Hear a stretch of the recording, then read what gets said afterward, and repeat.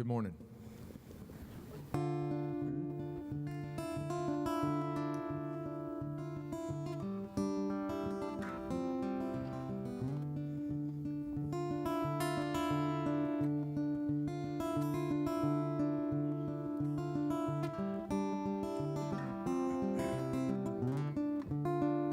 Well, how did you get here? Where'd you come from? Were you hoping to find kingdom come? Maybe 7 little virgins sitting on a pin. When you're out in the desert, you better get ready to shed your skin. Yeah, you gotta wake up, grab the bull by the horns. Wake up and grab the bull by the horns. You gotta wake up, grab the bull by the horns, or get blown away in the coming storm.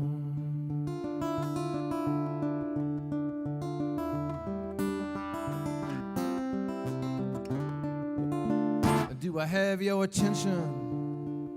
You listening to me? Think about this when you're down on your hands and knees. Lord, Lord, every man's got a devil. Every man's got a choice. You're gonna turn away, you stand your ground. But when you hear the sound of that voice, now you gotta wake up, grab the bull by the horns. You gotta wake up and grab the bull by the horns. Hey, hey, hey, you gotta wake up, grab the bull by the horns, yeah, or get blown away in the coming storm.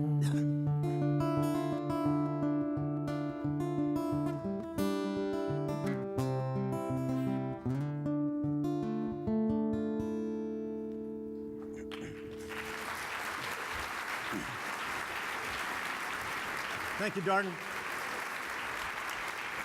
Well, you gotta wake up and grab the bull by the horns.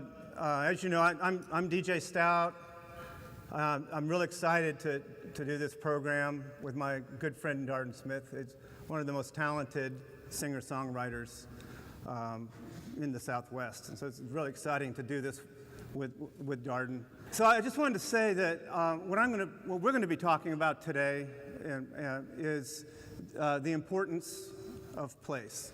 And as marketers, particularly marketers in the higher education realm, you know the importance of place. And you know how effective a sense of place can be in your marketing, and how you can actually really distinguish your particular brand through really embracing where you're from. And I just like saying brand, and now that we're in Texas, and that was a video of cows. Okay, so anyway, I know the importance of a sense of place, and I use it in my work all the time. As Jason told you, for some reason, for a guy who went to Texas Tech, I have a lot of clients in higher education. It's one of my main areas of interest. And the thing I always tell my higher ed clients is to embrace the place where they're from, to really play up those things that are unique about your school or about your college or whatever it is that you're trying to market. Because nowadays, as you know, when everybody is talking about let's be global, Starbucks is very, very global, but if I was Starbucks, I would really play up more that I was from Seattle, that I was from this little part of Seattle. To me, when everybody's trying to be global, the things that really stand out, that really work for your brand, are those things that are unique about your place.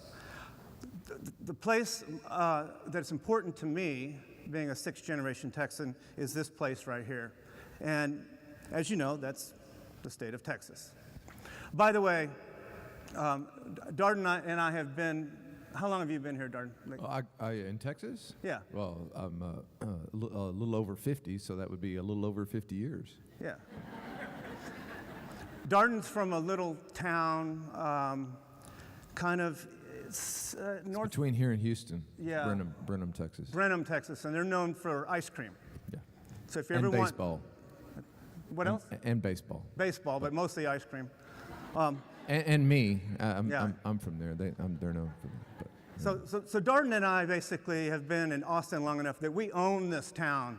So welcome to Austin. yeah, you're renting from us now. Yeah. Okay. But originally, I was from this little place out in the Big Bend called Alpine. And if you don't know, the reason it's called the Big Bend is right there on the Texas-Mexican border, the Rio Grande flows from El Paso down to Brownsville, and it takes a big turn right there. And so it's very Texan. Let's call it the Big Bend. I have some partners in London who every time I say Big Bend, they think I'm talking about that tower with the big clock on it. And so I want to talk a little bit about my roots, because they're very important to my work. This is a picture of my grandfather. He worked on ranches all over West Texas. His name was Pat. And I always thought his name was Pat forever until he actually was on his deathbed, and I found out that his real name was Hervey. But he was named after a mule. And so I have a son who went to UT, who is also named Pat, and so he's been named after a mule as well. And this is my grandfather and I when I was a little guy. And what was great about my grandfather being a cowboy was he's a Texas storyteller. And that meant that every now and then he would actually tell you something that was true. Just every now and then. But he was never a boring storyteller. And now that I do magazines and books and that I help companies communicate, we all know that the importance of place, but also the importance of storytelling. And I think I learned storytelling from my grandfather. I remember he gave me this book. It's the Book of Cowboys, and I've always loved this little book. It's been a big inspiration on me. I've designed hundreds of books over the years. And what I loved about this book is it had big, beautiful color illustrations. It had this wonderful typography, and it had these hand-drawn little sketches all around the margins. And this happens to be about saddles. And I've kind of been influenced in a lot of ways by this book. So my work, my character, everything is from my heritage, and same with Darden. Yeah, I was born here, so I've lived in Texas all my life. I've lived in the country and the city. Fortunately, I get to get away from Texas because I don't know if you know this, but Texas is a very weird place. We have a new motto in Texas: keep your governors at home. But anyway, onward. It's the well that I draw from. Water's very important here in Texas, and Texas culture is, it's the well. All my songs they come from Texas. I come from a family of storytellers, and basically we are a bunch of liars, but never let the truth get in the way of a good story, as my grandfather and my father have said, and I wonder if that is the truth. But anyway, as a songwriter, I'm a storyteller, and all my heroes is songwriting. Guy Clark, Townes Van Zandt, Willie Nelson, even back to people like Roy Orbison and stuff like that. They were storytellers. I was raised on the mythology of Texas, all the cowboy and Marlboro Man stuff. I buy it. I believe it. The sky and the horizon, the distance between the cities and the towns. That's what I come from. It's very important that I know this. You can't, if I ever get far away from Texas, I miss it, and I see everything. I see the world based on where I come from. And I believe it's important to know that as an artist, especially know where you come from, because then you know where you are, and then you know where you can go. And if you ever lose sight of where you've been, how can you know where you are, and how can you know where you're going? It's not about, like the Texas mythology is not about being bigger and better than everything else, although, because that's not really an arguable point. It's just the well that I draw from. I don't need to look outward for my inspiration. What I need to do is look inward, and not inward as in inbred, but inward as in this is my people, this is my place. And when I lose sight of that, funny thing happens to my songs. They're not any good. And when I am looking down into my culture and where I come from, my songs get better. They become more believable. So, as you think about what you're doing here today, think about where is your well. Thanks, Darden. So, I actually have been influenced by 3 cowboys in my life. I'm an art director and a designer. I'm actually about as far from a cowboy as you can get. However, I like to wear the cowboy hat for theatrical purposes. But the first cowboy that was really important to my life was my grandfather, Pat. But the second one was this man with the big smile wearing the Stetson hat right there. He was a very wealthy rancher in the 40s and 50s. His name was Herbert Coconut Jr. And me and my 2 brothers always thought that his name was Mr. Coconuts. But it's KokernoT. He owned one of the largest ranches in the world at the time, but he loved baseball more than he loved ranching. So he gave the city of Alpine a piece of his land, and he built the Field of Dreams, one of the most beautiful baseball fields in the Southwest at the time. He spared no expense to build this beautiful baseball field, which is still there in Alpine, Texas. The ranch was called the 06 Ranch. It's still one of the largest ranches in the world. And talk about branding, he had his brand, the 06, all over the baseball field.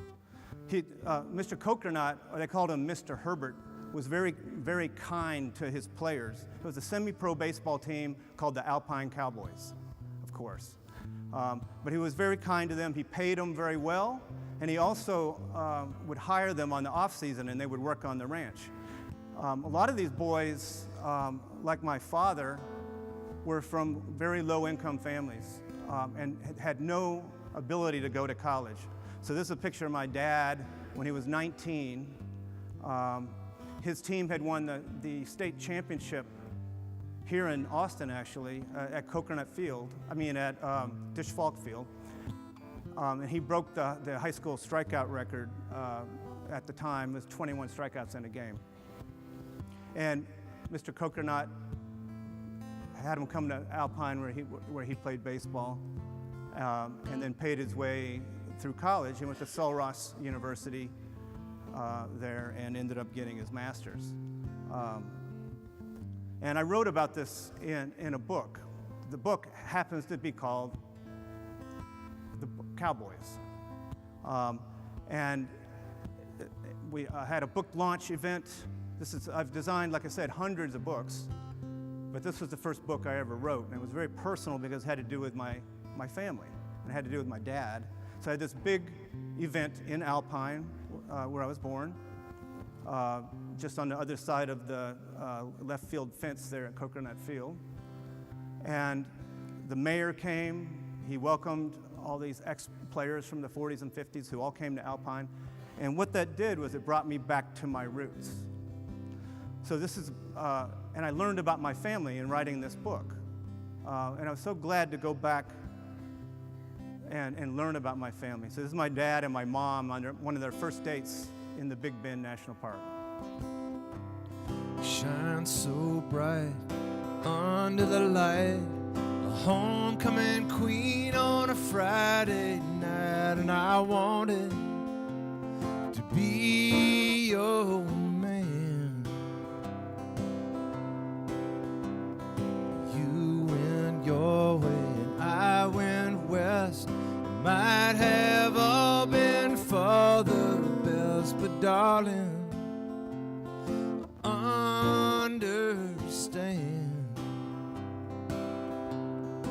Every night I seen that you were in my dreams. Not a bridge I didn't burn, not a wall I didn't climb, not a stone I didn't turn over in time. That's what I had to do to make it back to you. So my parents got married. My mother was really young when she had me.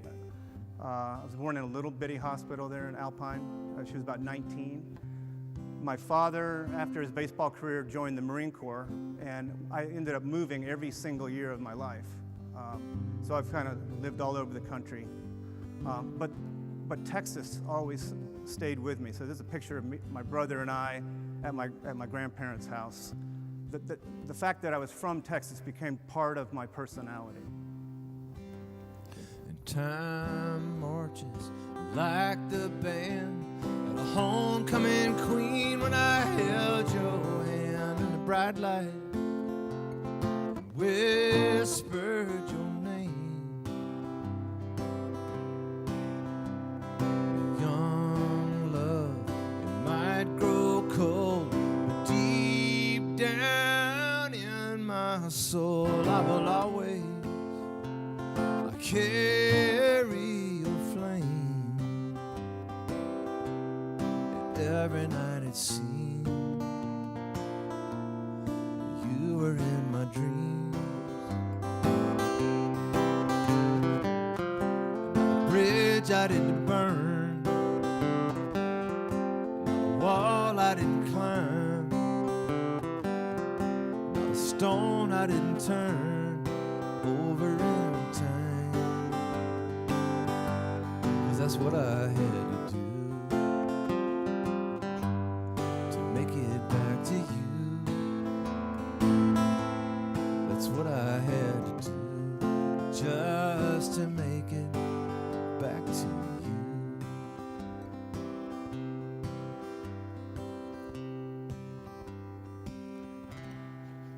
So this is a picture of my partners. They are definitely not cowboys. As Jason said, I've been a partner of the international design firm partnership called Pentagram. This is we get together twice a year for a meeting. This was our last meeting that happened to be in London. I have a big office in London, Berlin, San Francisco, New York, and Austin. It makes Austin seem very global. But even though this is a global company, I know for a fact that every one of these partners really relies on sense of place for their work. One of our newest partners is Natasha Jen, who's actually from China, from Taiwan. And I know her very well, and I can just tell her work. I know her work when I see it, and I can see that she's influenced by her roots in China, and she actually does a lot of work in China these days. So all of my partners they really, even though we're a global company, where we're from is very important. We do these, Pentagram's been around for over 40 years. We do these little books called Pentagram Papers. They're usually about a visual subject matter. And they asked me to do one. So of course what I did was I went back to my roots. And I worked with a young photographer here named J.B. Saceda to photograph these cowboys. What I love about these pictures is that these guys are very literary, believe it or not. These are cowboy poets. And this book went all over the world because we send it out to our clients all over Europe, all over the U.S., all over the world. And it was really beloved. People loved this book. Everybody wanted a copy. We ran out of them. And I think it's just the power of the Texas myth. and the power of a really nice mustache. And so, as you know, or if you don't know, cowboy poetry is extremely corny. It's kind of unsophisticated, but what I love about it is it's a folk art. And it's part of Texas culture. One of the cowboy poets was this fellow up in the left-hand corner of the screen. His name is Joel Nelson. And he's written this beautiful poem about horses.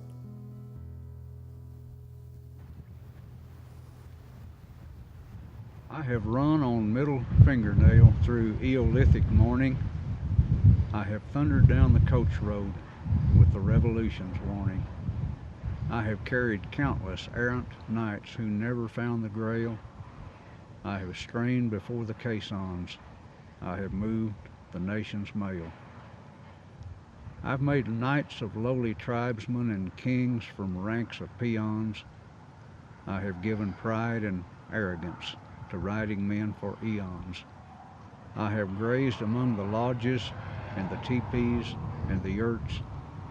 I have felt the sting of driving whips, lashes, spurs, and quirts. I am roguish, I am flighty, I am inbred, I am lowly. I'm a nightmare, I am wild, I am the horse.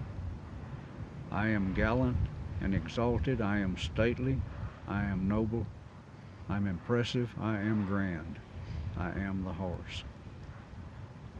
I have suffered gross indignities from users and from winners, and I felt the hand of kindness from the losers and the sinners.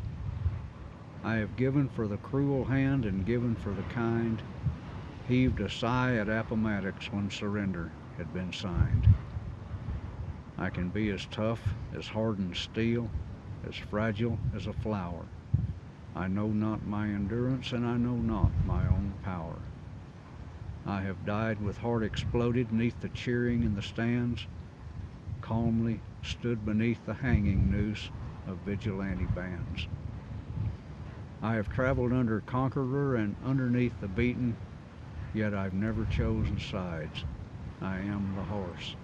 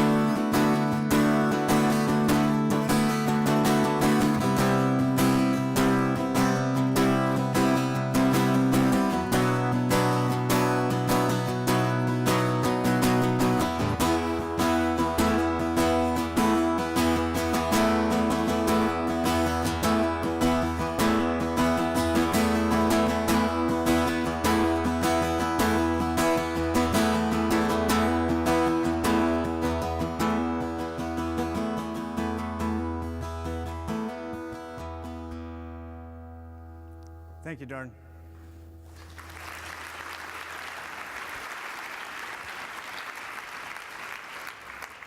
Makes you want to go jump on your horse and ride out of here. This is a picture of J. Frank Dobie. He's a Texas folklorist and a local hero here in Austin. He wrote a lot of books about the legends of Texas. And this is what he believed. He was a regionalist. And I love this quote. And I love the fact that J. Frank Dobie is in a statue here in Austin. If you go down to Barton Springs, he's sitting in his swimsuit with two other dumpy-looking writers, and they're all smoking on a rock. So that's the kind of heroes we put in our statues here in Austin. So Texas is known for its bigger-than-life characters. And this, of course, is a cover that I did when I was at Texas Monthly of Ann Richards when she was really riding high. And that's actually where the idea came from. And what I love about Texas characters, like Ann Richards, is that she's more than just a governor. I mean, she basically was a grandma that said, I want to learn how to ride a Harley Davidson for her 65th birthday. And so Harley Davidson sent her a motorcycle, and that's where I came up with this idea.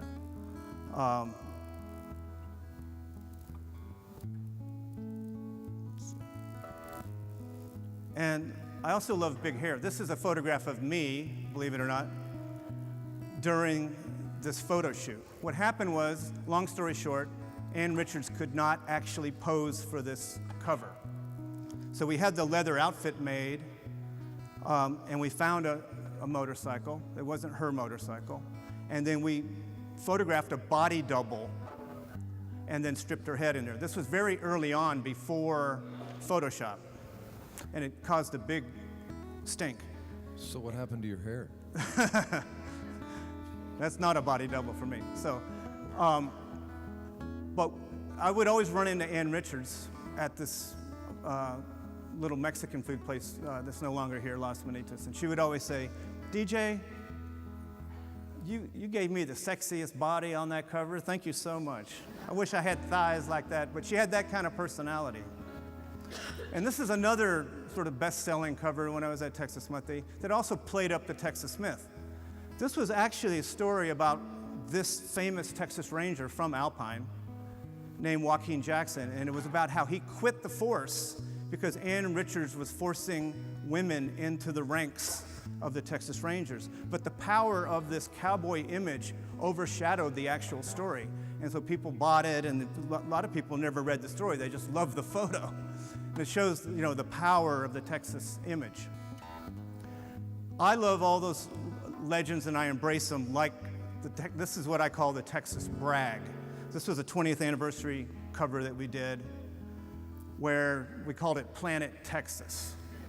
And it's just a variation on this sort of sense of humor that all Texans have. And here's another version of that. This is what's called a brag map. I was asked by a big paper company to do a design of the Southwest. And of course, what I did was I made Texas way bigger than these other little states, crammed them all in there, and then misspelled their names. And then here's another example of it. I did a lecture up in Vermont to the AIGA, and just so I could show Vermont how small they are compared to Texas, I crammed all the states into the state of Texas. It's very much of our sense of humor. This was a series of ads and posters I did for Texas Monthly after I left, kind of playing up that everything's bigger in Texas, and it's kind of like this old and new idea. But you can see how I really have embraced those things that are very unique to Texas, and that's what I encourage all my clients. I work with universities all over the country, and other. I have other clients all over the country as well. This is Big Tex. Of course, I love Big Tex because he's big, and he's also kind of weird. He's always at the State Fair of Texas. That led to this idea that we came up with for the city of Lexington, where we created this giant legendary blue horse, kind of like the bluegrass region, and we called him Big Lex, of course. And back to my own community, I've done a lot of work for the Texas Book Festival. This particular year in 2011, we used this beautiful painting by an Austin artist named Mark Burkhart that was kind of a tip of the hat to these horrible wildfires that had happened in the Big Bend, once again, back to my community. And this is a big photo essay we did where we hired Mary Ellen Mark, legendary photographer from New York, to photograph the small town rodeo. What I love about this piece is sometimes you can take those things that are very cliche, like the rodeo or cowboy boots or whatever, and do something a little more interesting with it. And that's the other thing that I always encourage my clients to do, is to take those things that are part of your legend, but handle them differently. And so what she focused on were not the sort of cliche cowboy things, but the small town atmosphere, the festivals. And then I do a lot of book covers. This was a book jacket for a Gail Collins book talking about how Texas is influencing the political scene. So basically we just took an old postcard of the Washington Monument and stuck a cowboy hat on top of it. To me, the cowboy hat is like Texas's logo. And here's another thing that I did at Texas Monthly. Only a magazine like Texas Monthly would devote an entire issue to big hair. This was not a model. This was a woman who sent me a photograph of herself with her hair in the shape of a cowboy hat. And she said, "Dear Mr. Stout, I love to wear my hair in the shape of a cowboy hat. Will you put me on the cover of Texas Monthly?" And I said, "Hell yeah." Yeah. So here's another poem by one of the cowboy poets about Texas pride. Sometimes folks from foreign states misunderstand our pride. I guess if you weren't raised here, it's hard to see our side. It's about independence. It's about honor. It's about the land. It's about making your own way in life and being your own man. Our forebears stood tall in Gonzales and answered when tyrants came with a shot from their little cannon, filled with horseshoes, nails, and chain. Morning fog broke over the Guadalupe and the Mexicans demanded the gun. They got Sarah DeWitt's "Come and Take It" flag, waving proudly in the sun. And those men who died at the Alamo, outnumbered 20 to 1, they left a legacy for us to live up to. It's passed down from father to son. Was it legend and myth that traversed through that line in the Texas sand? Well, those legends and myths remind us that there comes a time when you take a stand. The settlers who came to Texas, they knew when they left their home they'd chosen a life of hardship, but they wanted a place of their own. Texas was heaven for men and dogs and hell on horses and women, it said. Now our women are independent and strong, and better horses haven't been bred. I can't tell you where we're headed. Things are changing way too fast. The young folks are becoming homogenized. They're losing touch with their heritage and past. You can only hope that there lies somewhere deep in their soul an ember still aglow that bursts into flame when they hear "God Bless Texas" or "Remember the Alamo." Oh, we might tell a windier few, and some folks would say that we brag, but you know, you can raise it anywhere on earth and they recognize our flag. So when they scorn or condescend, speak up, set them straight. Be proud that you're from Texas, the sovereign Lone Star State. Now I'm going to talk about other places other than Texas. Like I said before, I've been doing a lot of work for different universities and colleges all over the country. But one of the things that happens is I just can't keep that Texas stuff from seeping out and into these other publications. This is a magazine we do for Loyola Marymount University, and now you can see my love of big hair here. I love big hair. This is a perfect cover for Loyola Marymount University, based in LA, close to Hollywood. They have a great film department at LMU. And this is an animator who's an alum of LMU who created this successful cartoon character named Johnny Bravo. And this was one of the first covers we did for LMU where I actually said, you need to embrace Southern California. You guys have beaches, you have surfers. You know, when you send this magazine out to the country, all over the country and all over the world, your readers, they remember that about being their time at Loyola Marymount there in LA.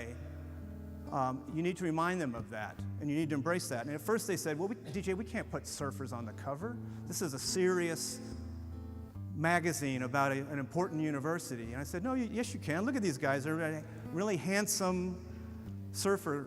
They have a great surf club, and they happen to all be really great students. And then on the inside of the magazine, I've even had them embrace things that are not so great about Southern California, like freeways. So this actually is the letter from the editor every month, and it's always a letter from LA.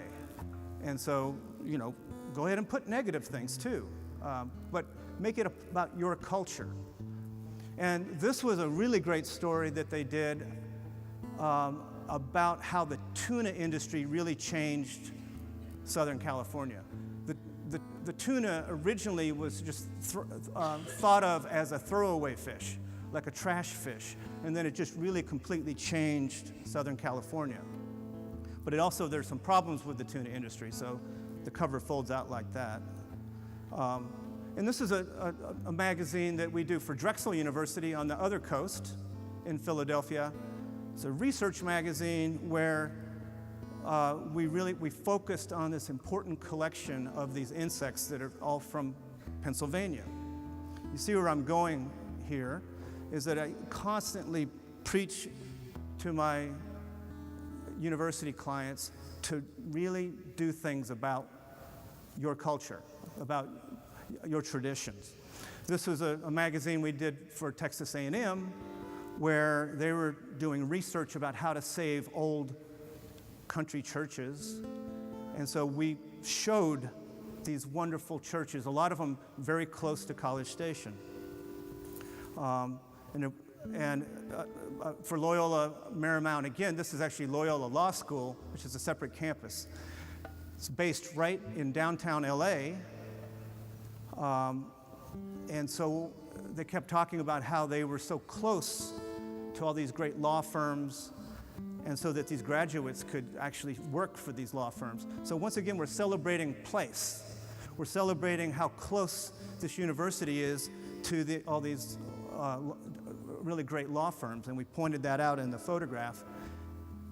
And they have this really great campus that was actually built kind of an early Frank Gehry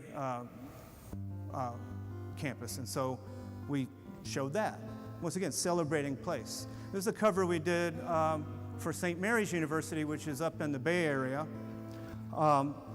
where we focused on a very well-known, iconic statue that everybody knows that's in the middle of the campus. Same here with the University of Missouri. This was a 100th anniversary issue and a relaunch of their alumni magazine, where we focused on these iconic columns on the university. But what we did was we went back 100 years ago to their very first alumni magazine, and found out that those columns had been the feature of that particular cover.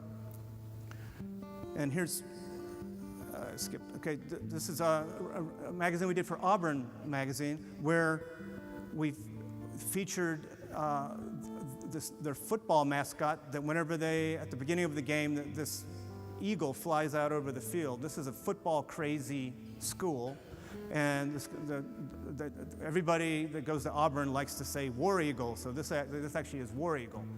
But it actually was more than just a story about the football mascot. It was about their great facility they have where they actually care for birds of prey.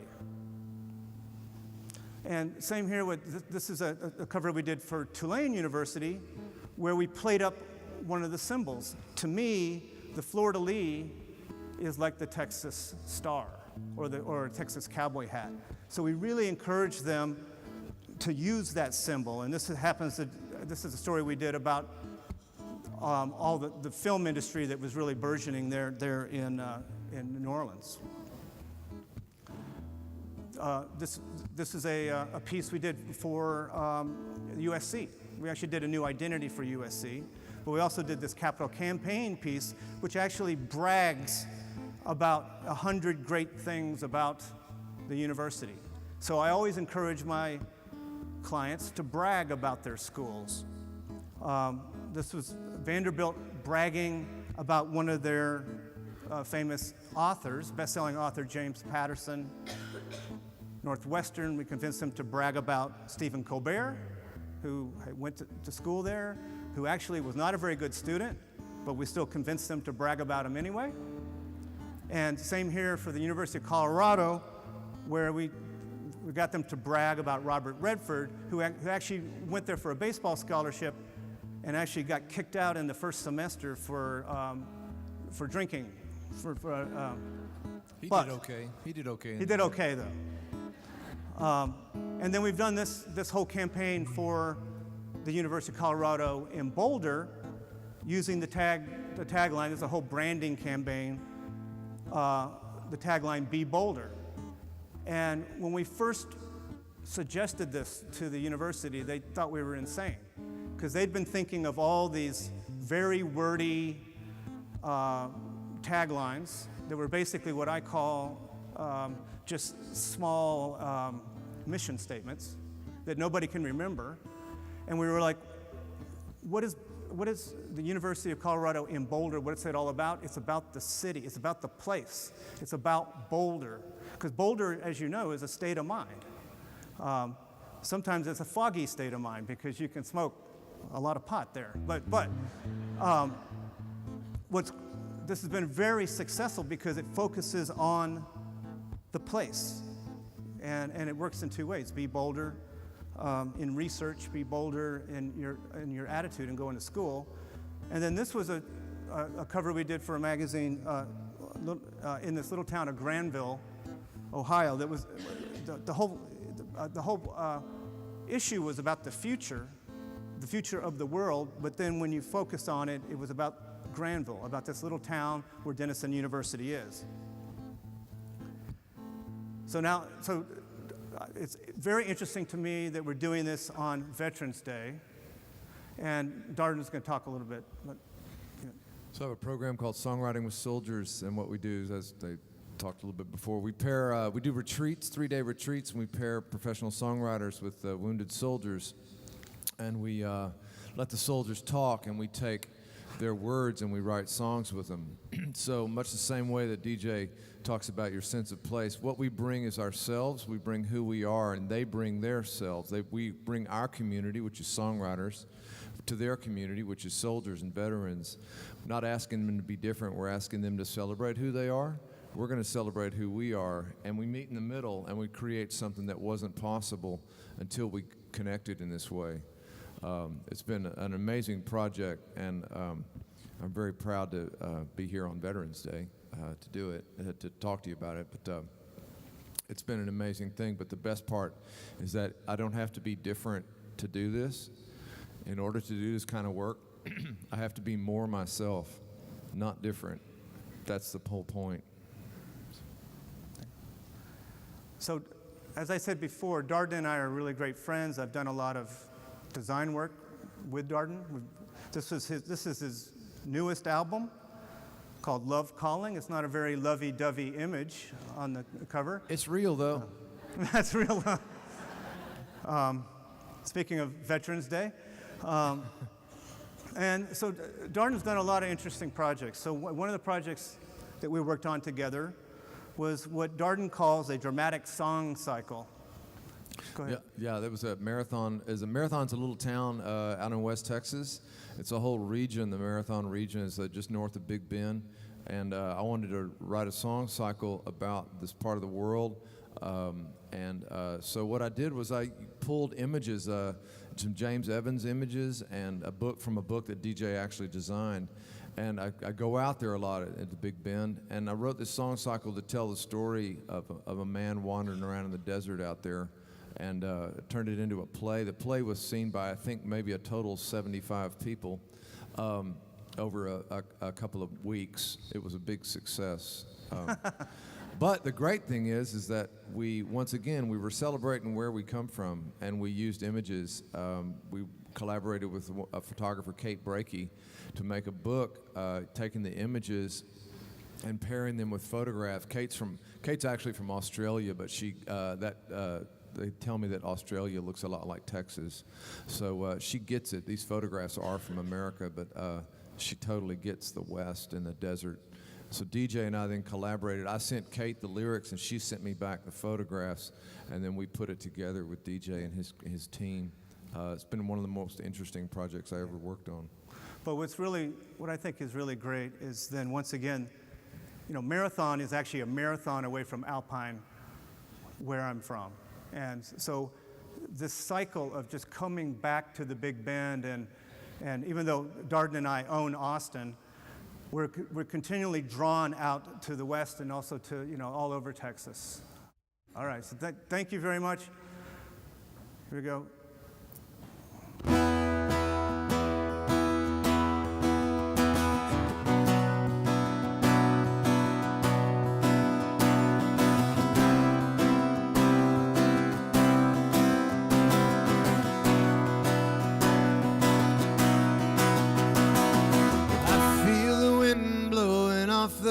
Sierra Diablo,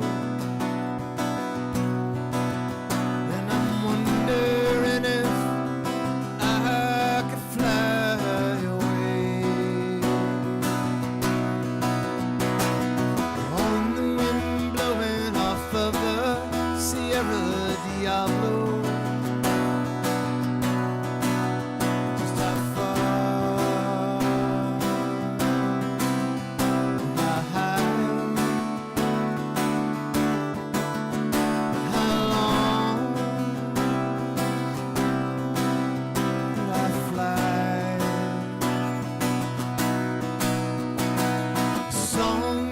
Telephone wire, a train in the distance, the howl of a dog and the lovers in the room next door. Well, it all seemed me tumbling, falling back to your memory. And just how far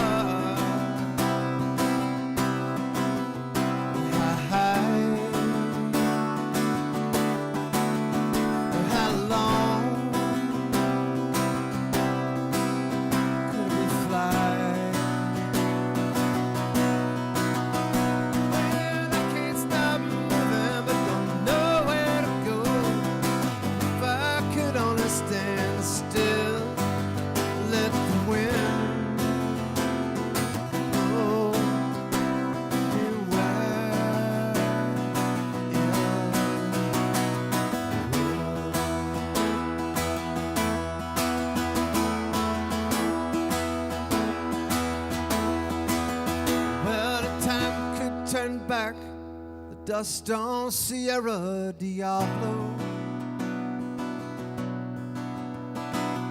Turn back to rock, back to mountain, lava and sky. Well, we could be lovers like there was no tomorrow.